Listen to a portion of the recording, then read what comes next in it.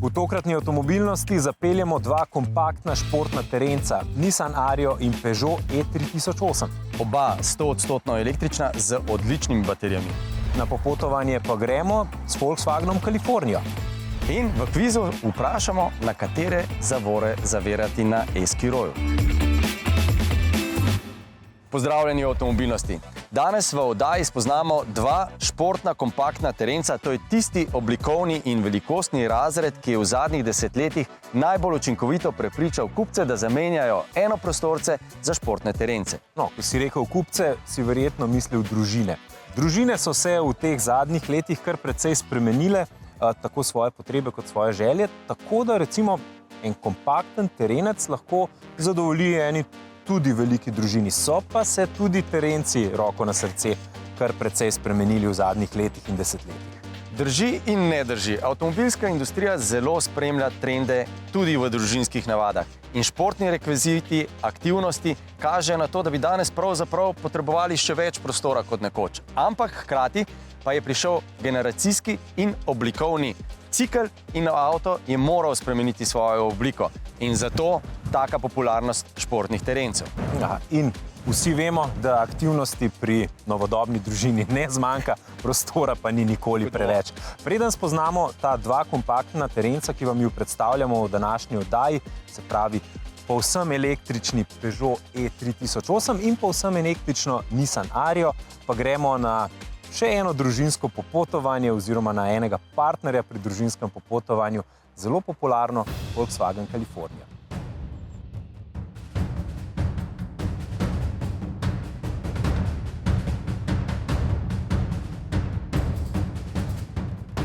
Why two sliding doors? For most people, camping means being in the nature.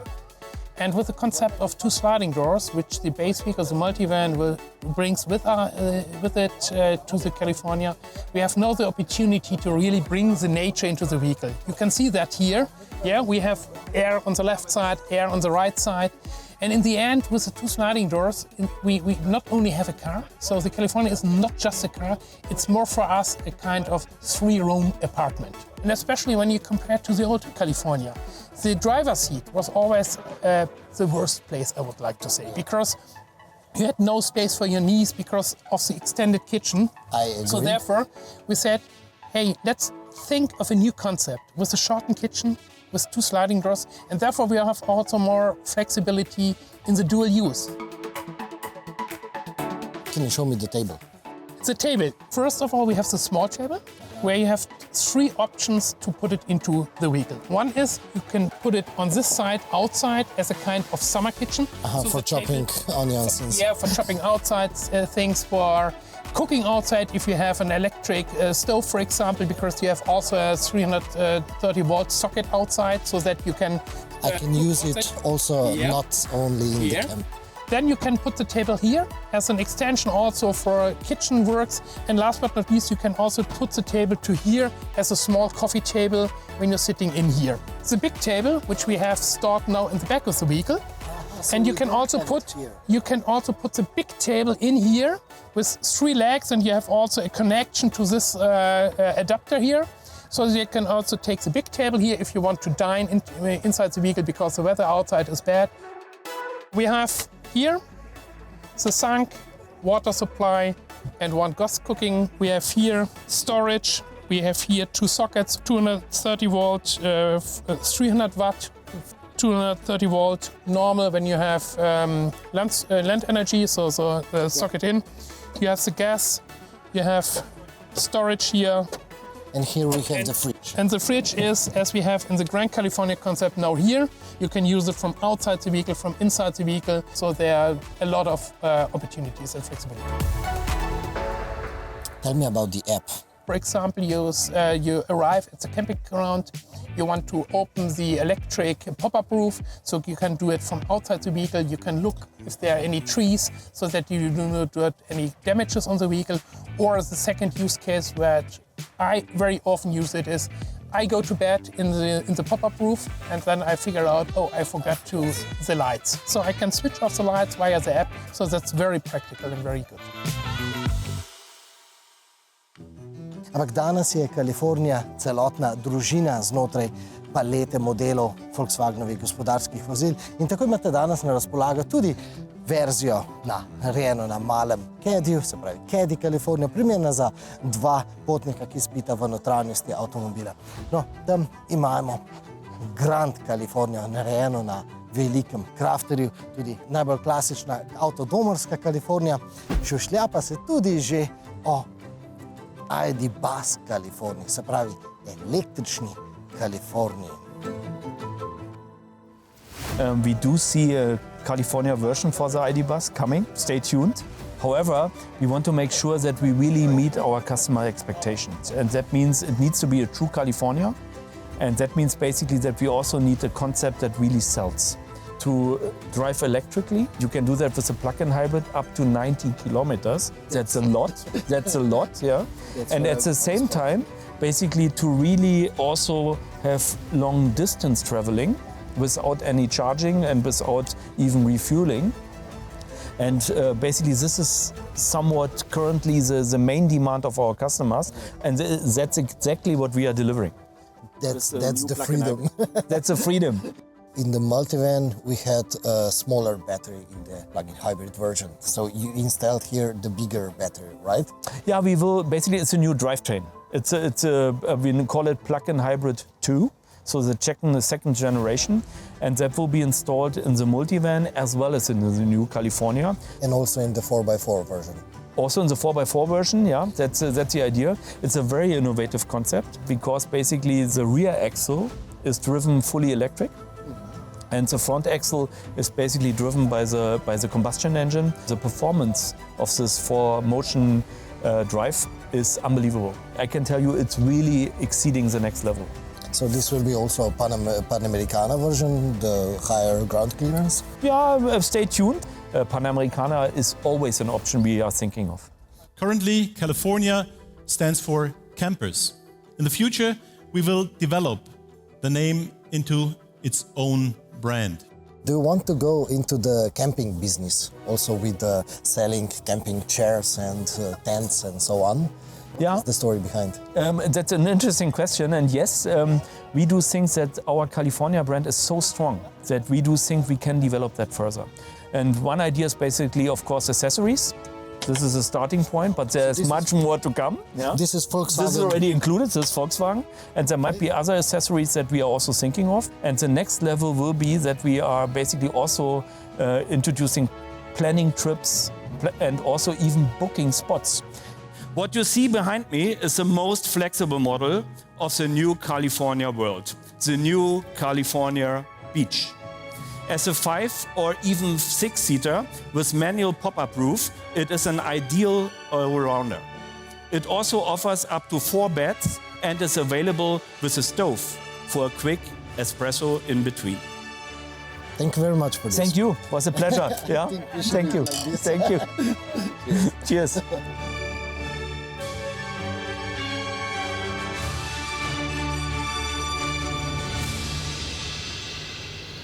No, prvi od kompaktnih športnih terencev, ki jo danes predstavljamo, pa je Peugeot E3008. 3008 je Peugeotova prodajna uspešnica in tudi znanilec novih dizajnerskih sprememb, zato ni naključje, da vstopa tudi v povsem električni segment. Tako kot tudi ni naključje, da prav kot si rekel, za tem velikostnim razredom in to obliko. Kupci takih avtomobilov so v trendu in hkrati tudi v velikem odstotku lahko avto polnijo doma, kar ni nepomembno. Ampak, ker smo danes popotniški, 3008 prve generacije je bil predstavljen leta 2008 in sicer v Dubrovniku. In prav od tam prihaja informacija stara nekaj dni in ta je, da bo najdražje parkiranje v Dubrovniku letos stalo kar 10 evrov na uro. No in morda zato Luka ni šel v Dubrovnik, ampak je šel povsem drugo smer. Proti Nemčiji, kjer je šel preveriti obljube Peugeota, ki je rekel, da popotovanje po avtocesti, ki je najbolj naporno za električno naporno, ne bo delalo težav in da bodo vozniki E3008 manj polnili kot ostali. Pa poglejmo.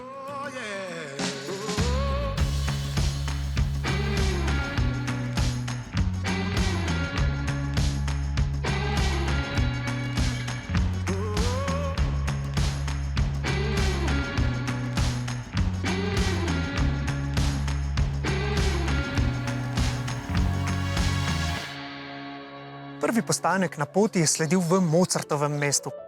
In pot iz Slovenije do Salzburga seveda v veliki večini poteka po avtocesti. No in na tej poti sem ugotovil, da je novi Peugeot E3008 izjemno udoben avto za tovrstne poti.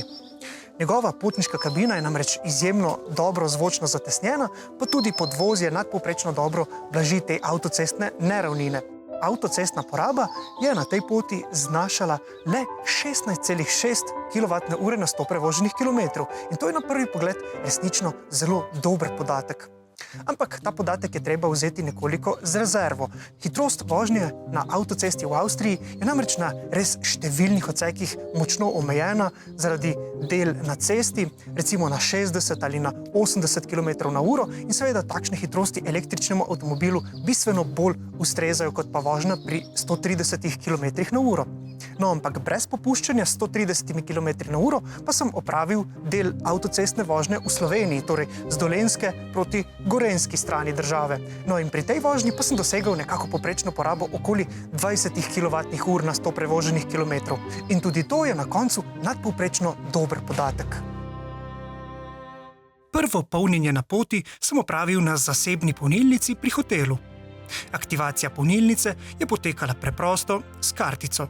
To mi je izročil hotelski receptor, ki mi je povedal, da so takšna polnjenja pri njih izjemno pogosta in tako nastanitveni obrati danes brez električne polnilnice še kar težko shajajo. Tudi sam sem pri izbiri nastanitve na spletnem iskalniku nastavil kriterij, da mora imeti hotel električno polnilnico. Takšno polnjenje je namreč zelo priročno, saj nas na poti časovno ne obremenjuje, obenem pa je lahko tudi dokaj cenovno ugodno. Tokrat sem sicer polnil za 58 centov na kilovatno uro, a nekoliko dražje polnjenje kot na javnih polnilnicah v Sloveniji moramo ob gostovanju v tujini pač vzeti v zakup.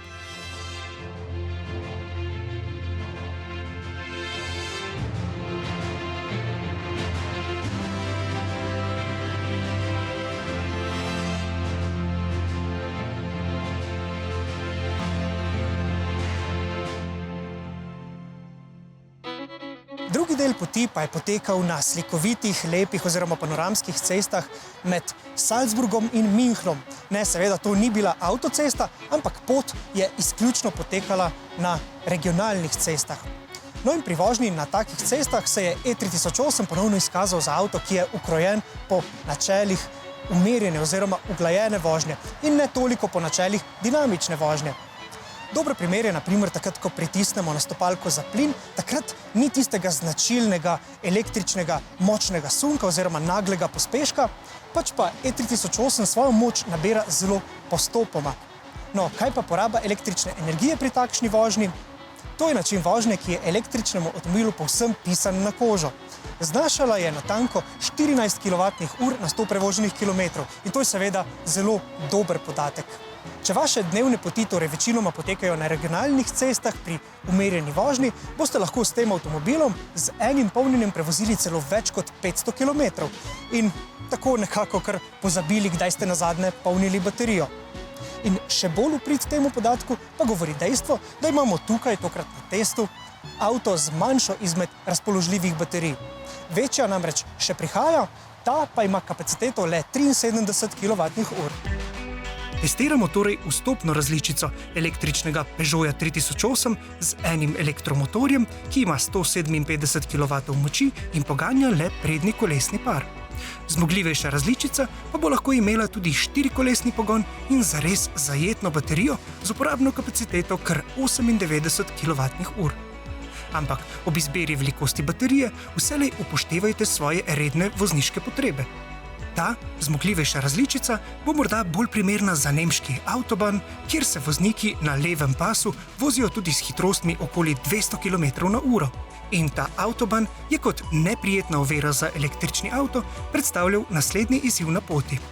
Po jutranjem odklopu spolnjenja, ki se je čez noč ponovno odvilo na dvorišču hotela, je napočil čas, da se poženemo proti severu.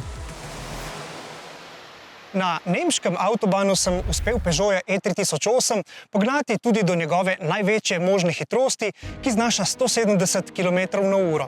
No, je pa res, da bo seveda pri tej hitrosti poraba električne energije precej višja od tistih nekako optimalnih oziroma sprejemljivih avtocestnih 20 kWh na 100 prevoženih kilometrov, ki jih seveda dosegamo pri hitrosti okoli 130 km/h. Prav rad bi vam poročal o kakšni nezgodi ali zapletu na poti, a v resnici je bil naš prvomajski eksperiment kar dolgočasno preprost. No, ampak ta zaključek seveda ni samoumeven. Gostovanje na polnilnicah v Avstriji in Nemčiji je namreč povsem preprosto po zaslugi dobro delujoče polnilne infrastrukture, ki jo je povsem preprosto uporabljati. Večinoma jih aktiviramo s pomočjo QR kode, vnesemo podatke kartice in izvedemo plačilo po porabi. Vse skupaj zahteva le pametni telefon in nekaj digitalne pismenosti. Še bolj kot to pa me je na poti navdušila učinkovitost novega Peugeotovega električnega pogona. Že res, da je bilo prvomajsko vreme zanj zelo ugodno, a pogon se je odlično odrezal prav ob vseh preizkušnjah, tako v mestu kot na regionalnih cestah in na avtocesti. E3008 je namreč osnovan na novi električni platformi in Peugeotove električne avtomobile pelje korak naprej na še bolj resno e-mobilnostno pot. Glede na tokrat preizkušeno, je ta pot vsekakor prava. In na vrsti je novo vprašanje v avtomobilnostnem kvizu. Preden vam postavim novo vprašanje, pa še odgovor na prejšnjega oziroma na tistega iz preteklega tedna, ki se je glasilo takole. Ali je v Toyotinih hibridih CVT menjalnik? Odgovor je da, ampak tukaj šele postane zanimivo. To ni tak CVT menjalnik, kot ga običajno poznamo, z napetim jeklenim jermenom, ki se ga je pred leti prijelo, da je zaspan in neodziven. Še posebej se ga je ta glas prijel v Evropi, ki je bila samodejnim menjalnikom dolgo časa izrazito nenaklonjena. Zdaj pa je več kot jasno, da je prihodnost tudi v Evropi zagotovo samo še v samodejnih menjalnikih. Mimogrede, CVT je kratica za Continuously Variable Transmission ali brezstopenjski menjalnik. Toyotina različica pa je e-CVT, ki je v resnici zelo drugačna zgodba in odgovor bi v resnici moral biti, da je v Toyotinih hibridih menjalnik HSD, Hybrid Synergy Drive. Ta namesto jeklenega jermena, ki je sicer jedro drugih CVT menjalnikov, uporablja posebno rešitev sistema planetarnih gonil, elektromotorjev in generatorjev za pretvorbo in prenos moči med bencinskim motorjem in elektromotorjem. Lahko bi torej rekli, da gre za združitev iz obeh svetov, kar pri Toyoti poznamo že z področja pogona, zdaj pa so to storili še pri menjalnikih. In še vprašanje tega tedna. Ker prihajajo lepi, sončni, topli dnevi, se bo marsikdo odpeljal kam tudi z e-skirojem. In na to temo je vezano tokratno vprašanje. Na simulatorju, koliko ljudi mislite, da je zaviralo z obema zavorama, seveda pri e-skiroju, ki to omogoča? Odgovorite tako, da skenirate QR kodo, označite odgovor ali pa da nas preprosto poiščete na rtvslo.si avtomobilnost in odgovorite ter sodelujete pri našem vprašanju. Za vse tiste, ki ste rojeni v času interneta in pametnih telefonov, bo tole čudaško. Včasih smo do informacij o avtomobilih prišli z branjem. In to časopisov in revij, ki smo jih, to pa je sploh super čudaško, morali kupiti. Ker je bilo vsega veliko manj časopisov in informacij, si približno vedel, v katero stran je bil kateri medij nagnjen. Opremljen s tem vedenjem si ga potem tudi bral in razumel. V avtomobilskem svetu je to pomenilo, da če si test, naprimer Alfe, bral v avtomotorni šport, si dobil drugačen pogled na ta avto, kot naprimer v italijanski reviji Quattro Ruote. Potem je prišel internet in nič ni več tako, kot je bilo. No, ni čisto res. Pristranskost je ostala. Pravzaprav je te še več in še zastojni. In ker so vse stvari, ki so zastonj pogosto najdražje, je tu prvo plačilo. Zdaj se smer, iz katere prihaja neka informacija in kam meri, vidi že prav boleče jasno. In tako pridemo do velikih naslovov na digitalnih platformah, ki že od začetka leta napovedujejo nove padce cen avtomobilov in morebitni konec elektrifikacije. Jasno je, zakaj je v Evropi in ZDA toliko takih informacij. Tesla ima očitno še nekaj prostora za znižanje cen, vsi ostali pa imajo z električnimi avtomobili za zdaj več dela kot pa dobičkov in rabijo še nekaj časa, da se trg stabilizira, da se počasi reorganizirajo in med sabo na novo interesno povežejo, kar prav zdaj počnejo, vsi po vrsti, zato tudi nižje cene. Vmes pa je treba prodajati klasične modele, bencinske in dizelske, dokler bo še šlo, se še niso rekli čisto zadnje. Zato taki naslovi. Predvsem pa bo zdaj rasla prodaja hibridnih in kmalu upam, da se na ceste vrnejo majhni, cenejši, lažje in tudi nižji električni avtomobili. Mesta potrebujejo predvsem take električne avtomobile.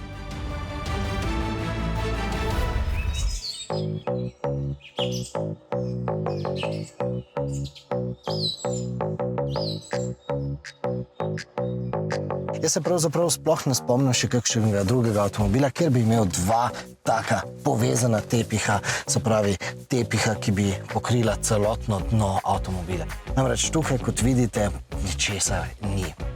No, da so lahko ugradili takšen raztegnen tepih, pa je seveda razlog v tem, da tukaj spodaj nimamo tiste klasične sredinske konzole. Zato, ker te komande so na tem premični konzoli.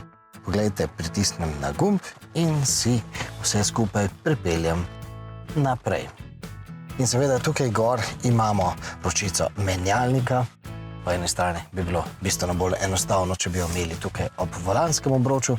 Pa na tem mestu vsekakor povemo, da tudi ta stikala za recimo parkiranje pa vozne načine imamo tukaj na sredinski konzoli, ko bi jih vseeno pričakovali nekje blizu volanskega obroča. Naj vam najprej demonstriram, da ta avtomobil samodejno zelo učinkovito oziroma zelo enostavno parkira, samodejno parkira.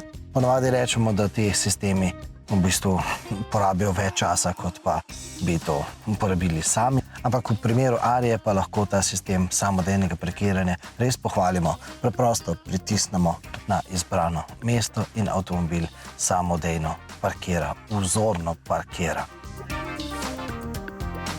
No, druga funkcija, do katere zastopamo tukaj na sredinski konzoli, pa je sistem za izbiro voznega načina. In na tem mestu poročam, da sem se večino časa vozil v načinu standard, ne pa šport. Tudi takrat, kadar sem vozil dinamično. Namreč tudi v sistemu sport avtomobil proizvaja zelo neprijetno električno cviljenje. Nisem, popravite to. No in tu je seveda tista Nissanova stopalka, e-stopalka, e-pedal. Seveda, govorimo o tem, da desna stopalka nam omogoča, da vozimo praktično z eno nogo. Sploh je to koristno v mestu, ko dejansko od enega semaforja oziroma ko že pred sabo vidimo, da bo semafor postal rdeč, preprosto samo spustimo desno stopalko in avtomobil bo začel zavirati samodejno. Potreboval sem kar nekaj časa, preden sem pogruntal, koliko je treba dozirati, da avtomobil ne bo potem napolno pospeševal oziroma napolno zaviral, da bo vseeno nekaj tiste inercije. Ampak zdaj pa nekaj dinamičnih kilometrih, pa vendarle lahko rečem, da so se z Ario sporazumele in e-pedal uporabljam tudi pri dinamični vožnji po slovenskih ovinkih. Se pa je treba zavedati, da ta rekuperacija včasih pri dinamični vožnji ne bo zadostovala in bo vendarle treba pritisniti tudi tisto levo stopalko.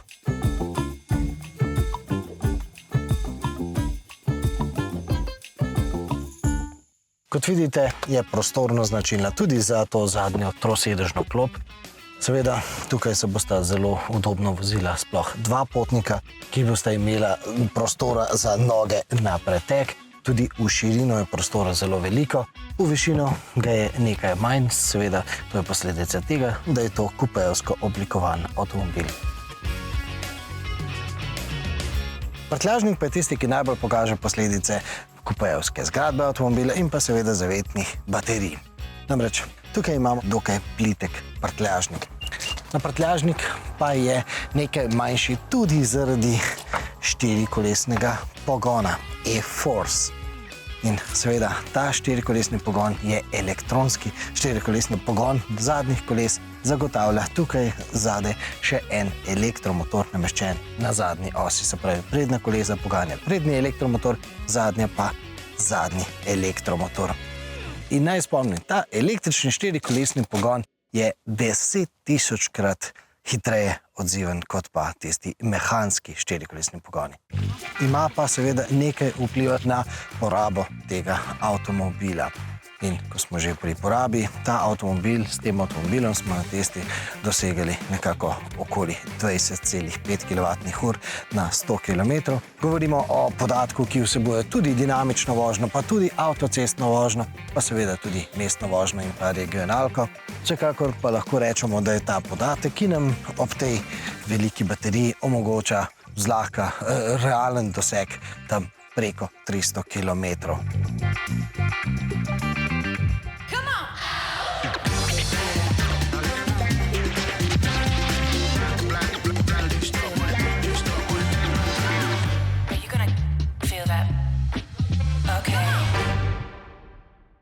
Prišel je čas, ko se poslavljamo od našega super testnega sodelavca, da gre naprej novim opravkom na pot in mi naše sodelovanje ocenimo pod črto. No, če si mu že rekel sodelavec, potem kar začnimo pri tem. Bil je zelo dober in zanesljiv na zelo različnih poteh in pri zelo različnih nalogah.